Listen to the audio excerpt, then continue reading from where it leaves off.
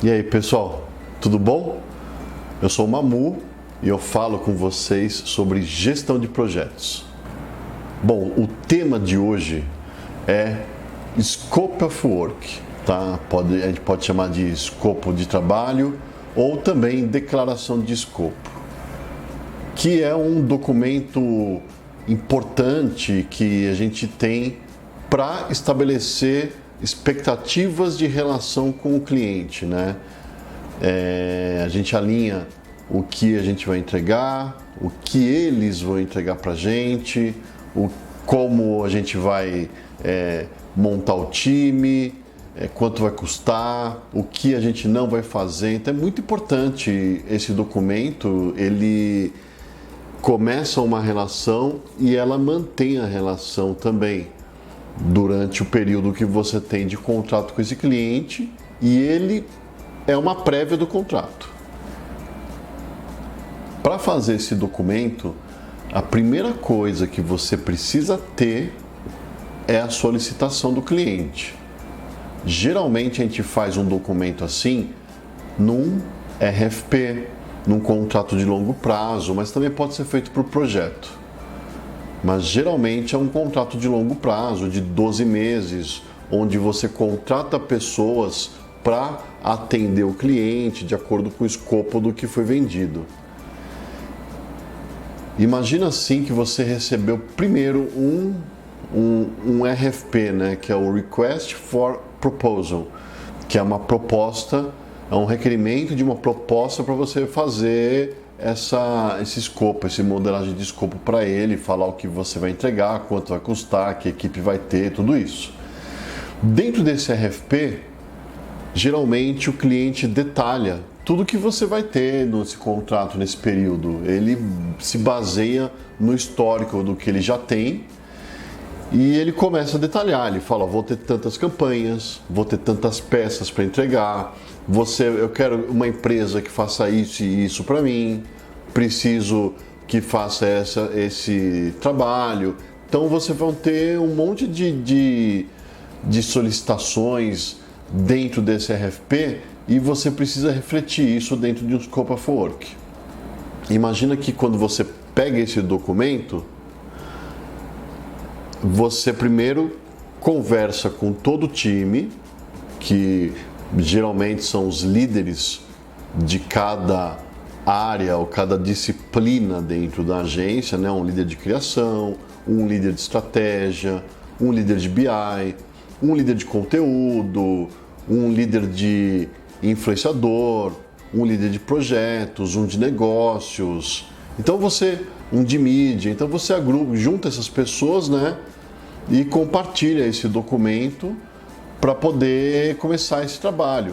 Então você primeiro recebe a RFP, junta todo mundo, vê se todo mundo entendeu o que precisa ser feito. Se não entendeu, você tem um espaço para dúvidas que você envia para o cliente, ele te devolve com essas respostas às dúvidas que foram enviadas, para aí sim você ter clareza do que você vai entregar, do que você vai fazer e estabelecer um Scope of Work e depois o contrato de trabalho, né?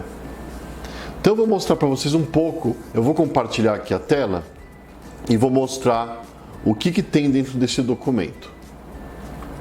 A primeira coisa que a gente tem é a capa. Na capa você tem lá escopo de trabalho, pode ser também declaração de escopo, cada empresa tem um nome diferente, mas tudo bem, ou Scope of Work, que é o SOW, né? Muita gente vai falar SOW, Scope of Work, e você coloca o que é esse projeto, o que é esse escopo, né? Nesse caso, é uma prestação de serviços para essa empresa aqui, que é Acme Corporation. Você coloca quem preparou esse documento, as pessoas que prepararam esse doc, porque é um documento que vai ficar depois mais para frente como referência. Aí essas pessoas podem ser consultadas. Apesar de estar escrito aqui, é importante você saber quem preparou esse documento e a data que foi preparado o documento.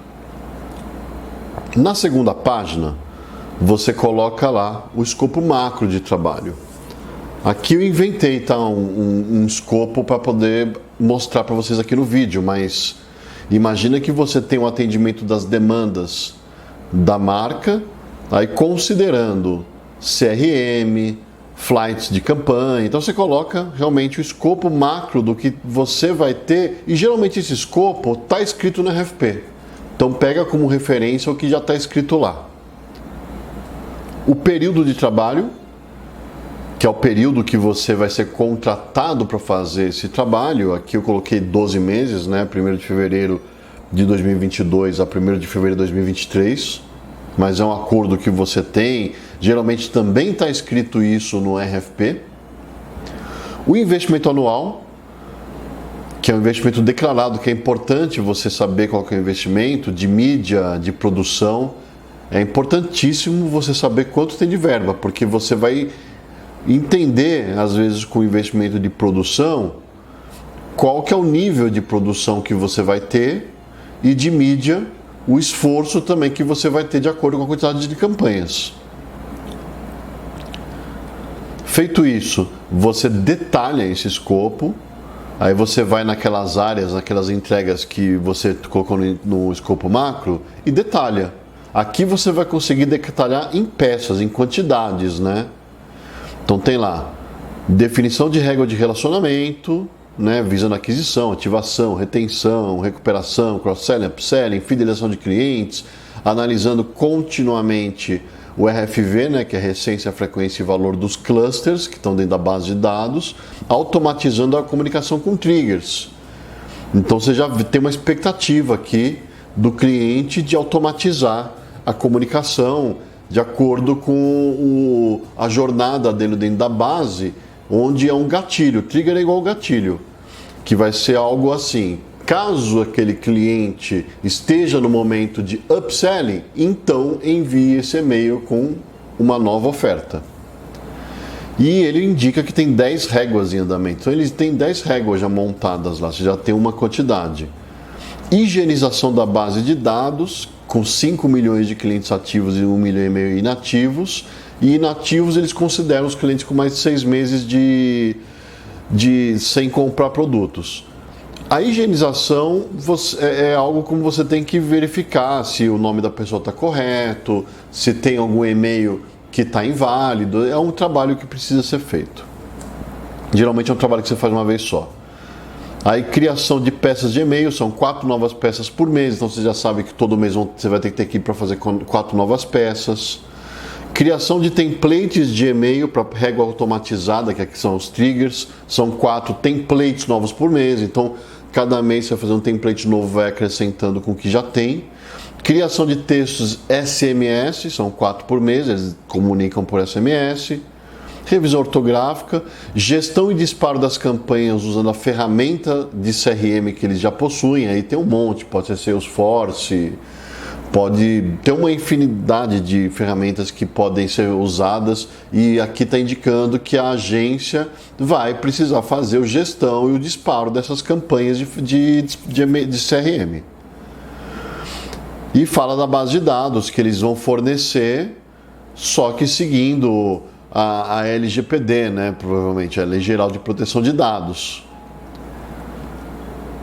Aí quando fala de campanhas, a campanhas awareness, são 12. Aí o que tem em cada campanha? Uma estratégia de comunicação, um planejamento de canal, um planejamento estratégico e tático de mídia, um KV que você faz por campanha, 6 peças de banner, né, display media e de social ads. Você tem que criar e animar para cada uma dessas campanhas, e depois você tem que deixar pronta para o futuro desdobramento, de acordo com o plano de mídia, uma peça para out of home, um FAQ para redes sociais, um report pós-venda e um dash. Então você já sabe, tem 12 campanhas, geralmente é uma por mês, então eu vou montar um time para entregar esse escopo. Campanha Always On é muito parecida as entregas, mas você também detalha quantas peças, o que você vai fazer. Quanto mais informação é melhor, porque para montar a equipe é isso que você precisa saber. E se tiver alguma campanha que tem mais entrega do que está aqui, você consegue ter uma negociação com o cliente. Fala, olha, Quando você me contou no RFP ou no escopo inicial, ou escopo que muitas vezes não vem todo o detalhamento, às vezes você tem que definir e você falar, olha, então tá bom, então eu considero que cada campanha vai ter isso. E aí você alinha com ele e ele fala, tá bom, eu concordo que vão ter essa quantidade de peças. Então você coloca aqui. E quando você verifica que aumenta a quantidade de peças, você abre um precedente para conversar com o cliente e fazer uma nova negociação. E contar, olha, eu montei o time de acordo com esse escopo aqui, só que está aumentando, né? Vamos conversar? Vamos aumentar o time? O que a gente pode fazer? Ou vai ser uma exceção só essa campanha? Você como agência, você muitas vezes pode até bonificar, falar, só essa campanha eu faço, mas as outras, se eu continuar assim, a gente vai ter que conversar porque o time não está dimensionado dessa maneira. Talvez eu tenha que colocar pessoas temporárias, freelancers, e você me pagar por eles. Tudo bem, cliente? E aí ele concorda ou não concorda, você vai negociando até chegar no que é bom para os dois. É um casamento que você tem com o cliente. Então é importante. E se lá para frente ele pede algo que não está aqui, você pode negociar. Aí tem entrega de trade marketing também, que é um banner para a loja, um layout para ser inserido na caixa dos produtos, gestão de redes sociais, o que você vai entregar, produção gráfica digital RTV, que aí você consegue saber quantas pessoas de arte final, de produção digital vai ter, né? O que você vai fazer, gestão de influenciador. Então aqui tem o escopo. Feito isso, você tem que colocar equipe e investimento mensal. Aqui é uma equipe, não é essa equipe, tá? Eu acredito até que a equipe fosse maior, mas eu coloquei algumas linhas para você entender. Então aqui você coloca a área, o cargo dessa pessoa dessa área, quantas horas por mês eu vou ter desse profissional. Se for 160 horas, significa 100% de um profissional.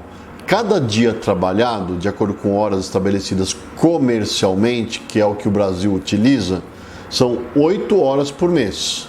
Por dia, perdão, 8 horas por dia. E 20 dias úteis. Então 8 vezes 20, 160. Qual que é o rate car? Quanto custa cada hora? Custa R$100. O valor hora homem por mês desse profissional, R$16.000.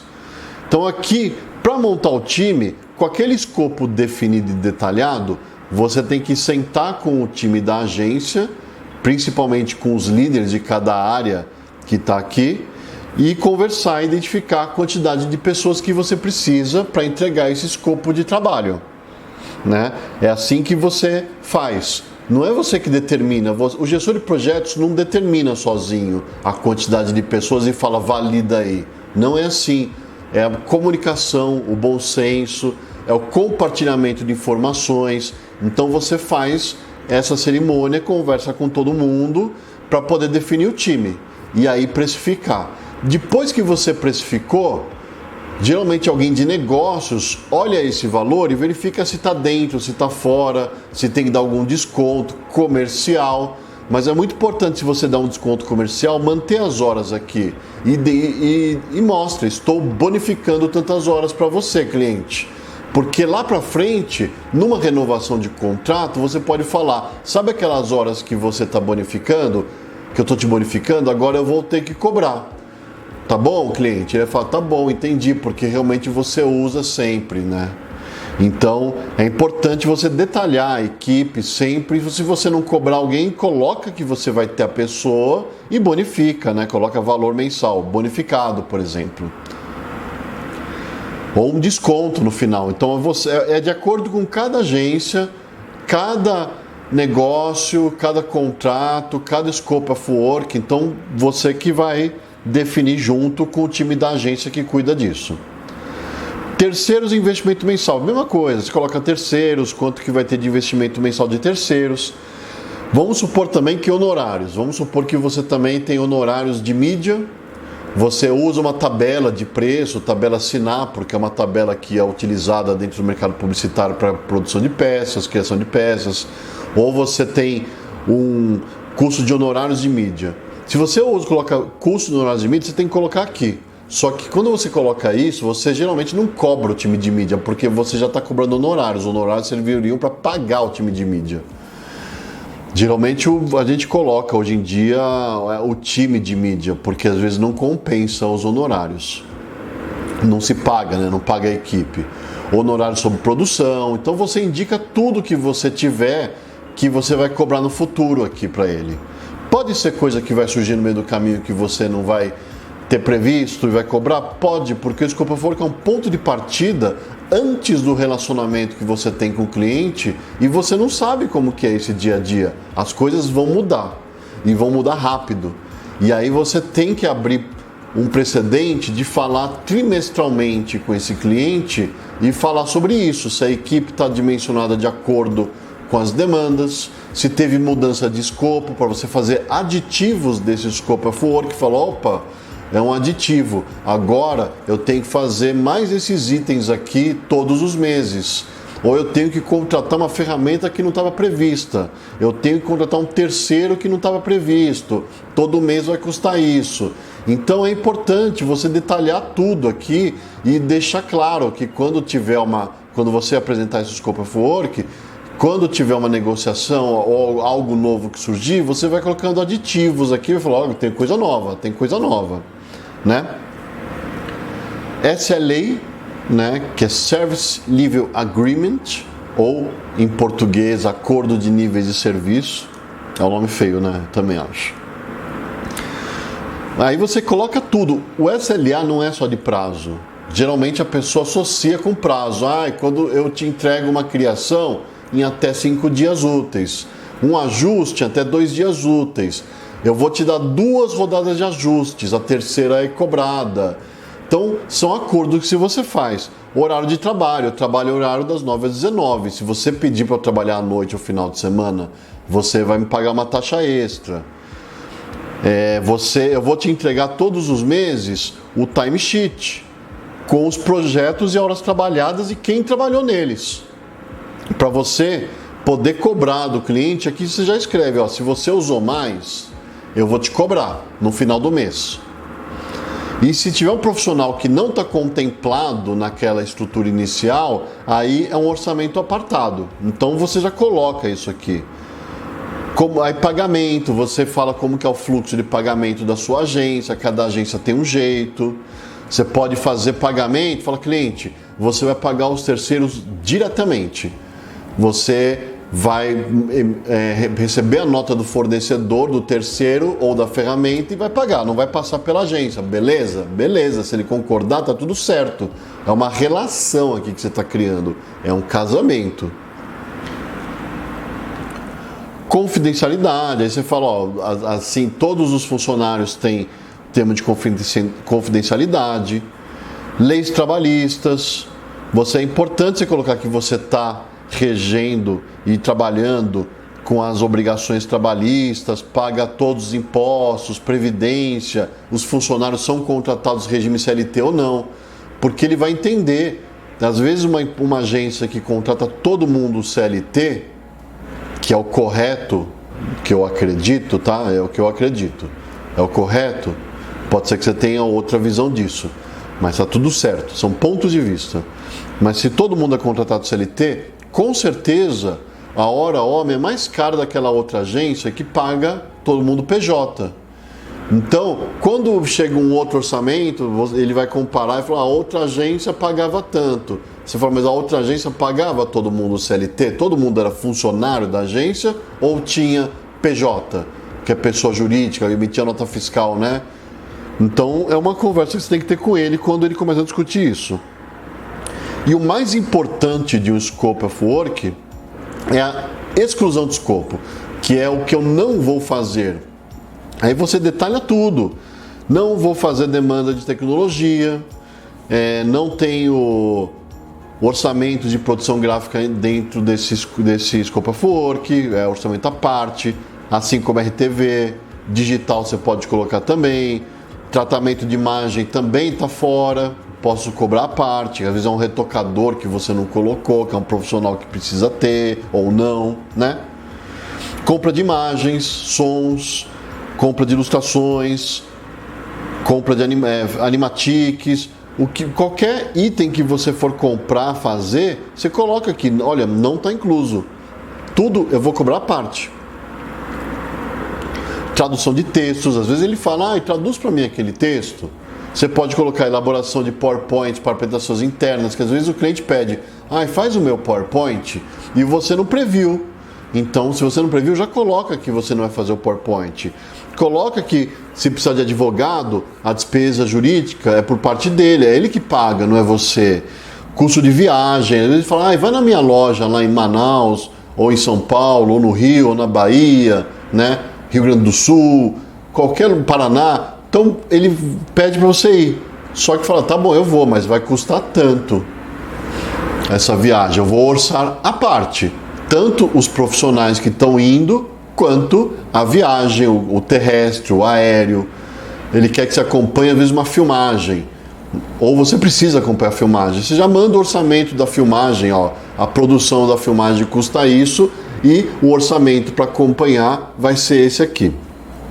Então você coloca tudo dentro desse documento. Você tem que depois compartilhar com o cliente, né? E dentro desse documento você pode colocar para o cliente assinar. E o Scope of Work você precisa dominar. E toda vez que você fazer uma entrega, revisitar, tá? Esse é o recado de hoje, esse é o vídeo de hoje. Obrigado, pessoal. Tchau.